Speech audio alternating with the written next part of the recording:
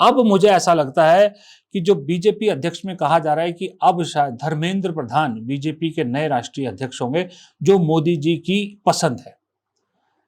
अगर धर्मेंद्र प्रधान बीजेपी अध्यक्ष बनते हैं तो आप एक बात मान के चलिए, वो संघ इसी बात पे राजी हुआ है कि मोदी जी 75 पार नहीं तो कम से कम अगले लोकसभा चुनाव से पहले पहले कुर्सी छोड़ देंगे। यानी मुझे ऐसा लग रहा है कि मोदी जी अपनी तीसरी टर्म पूरी नहीं करेंगे और बीजेपी नया चेहरा वहां पर बिठा देगी, जिसके नाम पर अगला चुनाव लड़ा जाएगा। यानी मोदी जी के कई सपने टूट गए।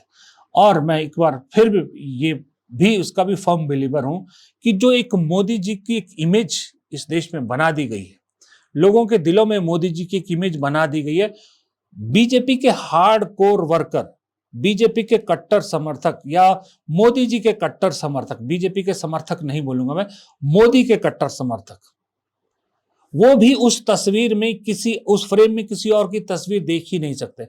जैसे ही आप उस फ्रेम से मोदी जी की तस्वीर हटाओगे, वहां अमित शाह के लगाओगे, तो योगी आदित्यनाथ को पसंद करने वाले अंधभक्त बगावत कर देंगे।